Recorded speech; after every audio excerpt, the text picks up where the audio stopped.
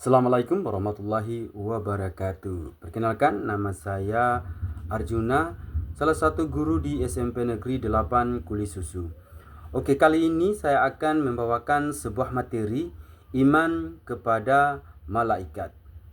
Sebelum kita lanjut mengenai pengertian daripada iman kepada malaikat, kita akan mengetahui terlebih dahulu apa arti atau pengertian daripada kata iman.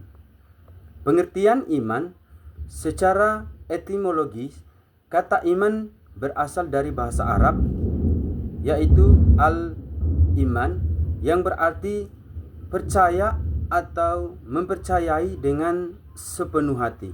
Secara etimologi, iman adalah keyakinan yang mendalam dalam hati, diucapkan dengan lisan dan dibuktikan melalui perbuatan. Ada beberapa pendapat dari para ahli mengenai iman. Salah satunya yaitu Ibnu Taimiyah. Beliau berpendapat bahwa iman adalah keyakinan dalam hati, ucapan dengan lisan, dan amal perbuatan dengan anggota badan. Iman bisa bertambah dengan ketaatan dan bisa berkurang dengan maksiat. Oke, selanjutnya kita akan melihat daripada pengertian iman kepada malaikat. Iman kepada malaikat adalah meyakini dengan sepenuh hati bahwa malaikat adalah makhluk Allah Subhanahu wa taala yang diciptakan dari cahaya atau nur, selalu taat kepadanya dan diberi tugas-tugas tertentu dalam menjalankan perintah Allah Subhanahu wa taala. Pendapat para ahli, salah satunya Al-Ghazali, menekankan bahwa iman kepada malaikat adalah bagian dari keimanan kepada alam ghaib yang menunjukkan kesempurnaan keimanan seorang muslim.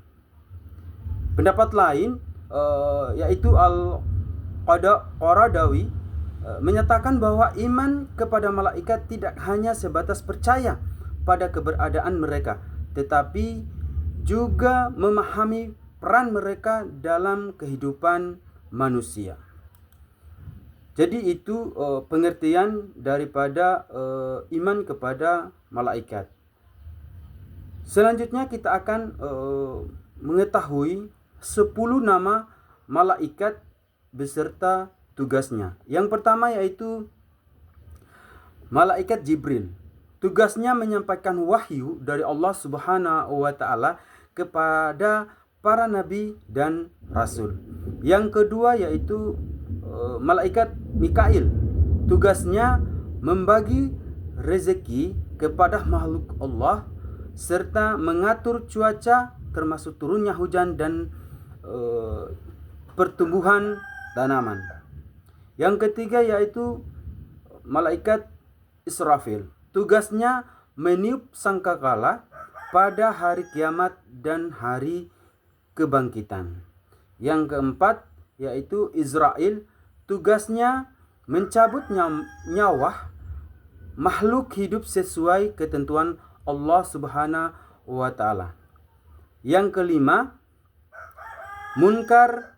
Tugasnya menanyai manusia di alam kubur tentang amal perbuatan selama hidup di dunia. Terus yang keenam, malaikat Nakir. Tugasnya sama dengan malaikat Munkar, yaitu menanyai manusia di alam kubur mengenai keimanan dan amal perbuatannya selama di dunia. Yang ketujuh yaitu Rakib. Tugasnya mencatat amal baik manusia selama hidup di dunia. Yang kedelapan yaitu malaikat Atid. Tugasnya mencatat amal buruk manusia selama hidup di dunia. Yang kesembilan yaitu malaikat Malik. Tugasnya menjaga pintu neraka dan mengawasi siksaan bagi penghuni neraka.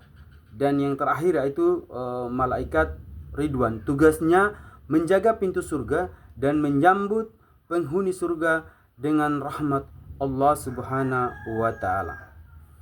Jadi itulah nama-nama malaikat beserta tugas-tugasnya. Selanjutnya yaitu sifat-sifat yang dimiliki oleh malaikat. Yang pertama, selalu taat dan tidak pernah menentang perintah Allah Subhanahu wa taala. Yang kedua, tidak berjenis kelamin, bukan laki-laki dan juga bukan perempuan. Yang ketiga, tidak membutuhkan makan, minum ataupun tidur. Yang keempat, tidak mempunyai nafsu. Yang kelima, selalu bertasbih dan beribadah kepada Allah Subhanahu wa taala. Yang keenam, dapat menjelma berbagai bentuk sesuai kehendak Allah Subhanahu wa taala. Yang ketujuh, selalu benar dan tidak pernah berbohong. Yang kedelapan, selalu memintakan ampunan bagi orang-orang yang beriman.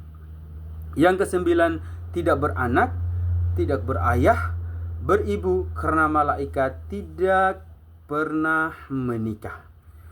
Yang ke-10, selalu disiplin, yaitu mau melaksanakan perintah Allah Subhanahu wa taala dan tidak pernah melanggar perintah-perintah yang telah diberikan oleh Allah Subhanahu wa taala. Itulah tadi sifat-sifat yang dimiliki oleh para malaikat, utusan-utusan Allah. Yang selanjutnya, perbedaan malaikat dengan makhluk lain. Malaikat, jika kita lihat dari asal kejadiannya, dia diciptakan dari nur atau cahaya. Sifat-sifatnya selalu patuh kepada Allah Subhanahu wa taala, tidak memiliki hawa nafsu, selalu bertasbih dan tidak sombong. Tujuan daripada penciptaan malaikat ini yaitu diciptakan untuk taat kepada Allah Subhanahu wa taala dan selalu melaksanakan tugas sesuai bidang masing-masing. Selanjutnya, manusia. Jadi di sini bisa kita lihat perbedaan malaikat dengan manusia. Kalau malaikat diciptakan dari nur atau cahaya, sedangkan manusia diciptakan dari saripati tanah. Sifat-sifatnya memiliki hawa nafsu dan akal. Yang kedua, mampu mengendalikan dirinya dari perbuatan yang dilarang oleh Allah Subhanahu wa taala. Yang ketiga, bagi yang tidak mampu menjaga imannya, bisa terjerumus ke dalam jurang kehancuran. Tujuan daripada penciptaan manusia yaitu diciptakan untuk bertasbih dan beribadah kepada Allah Subhanahu wa taala. Nah, selanjutnya setelah kita melihat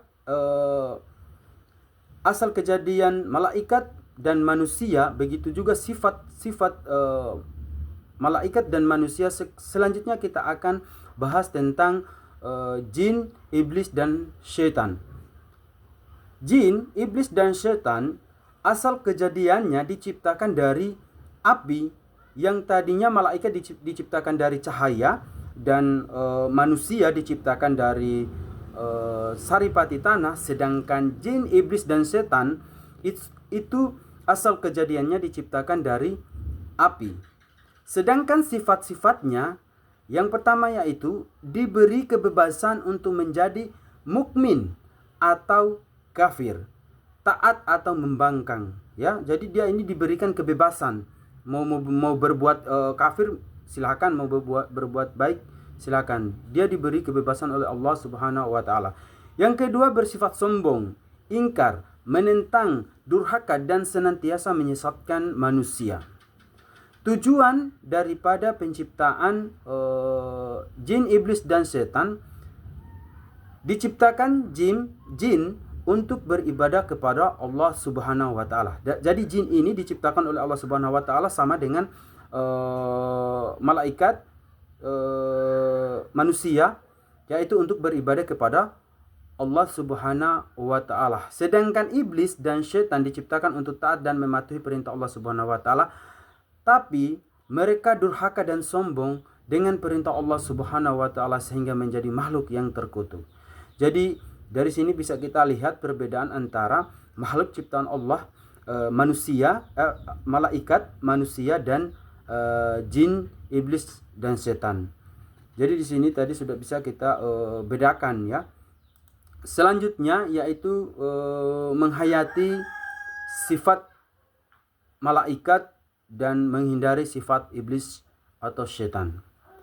Dengan meyakini dan memahami sifat malaikat, hati akan terbimbing ke arah yang baik dan benar. Karena malaikat memiliki sifat dan tugas yang sangat mulia, sehingga kita dapat meneladaninya. Berbeda dengan iblis dan setan. Mereka memiliki sifat yang buruk. Tugas iblis dan setan adalah menggoda umat manusia agar terjerumus ke dalam yang dilarang Allah Subhanahu wa taala. Selanjutnya, hikmah daripada mempelajari beriman kepada malaikat. Yang pertama yaitu sebagai bukti keimanan seseorang. Yang kedua, menyadarkan kita akan kebersihan, keagungan dan kekuasaan Allah Subhanahu wa taala. Yang ketiga, dengan mengetahui sifat, keadaan dan tugas-tugas malaikat akan menambahkan keimanan dalam hati manusia, akan timbul rasa tenang dan aman pada diri orang mukmin. Yang kelima, akan menambah rasa cinta mereka karena mereka melaksanakan ibadah dengan sempurna dan memohon ampunan orang mukmin. Yang keenam, membangkitkan rasa benci terhadap perbuatan-perbuatan maksiat. Yang ketujuh, menumbuhkan rasa syukur kepada Allah Subhanahu wa taala. Jadi itulah pemaparan materi terkait tentang iman kepada malaikat Allah Subhanahu wa taala. Terima kasih sudah mengikuti pelajaran hari ini. Semoga ada manfaatnya, dan jika ada salah itu berarti dari pribadi saya, dan jika ada benarnya itu semata-mata karena dari Allah Subhanahu wa taala. Sampai jumpa kembali.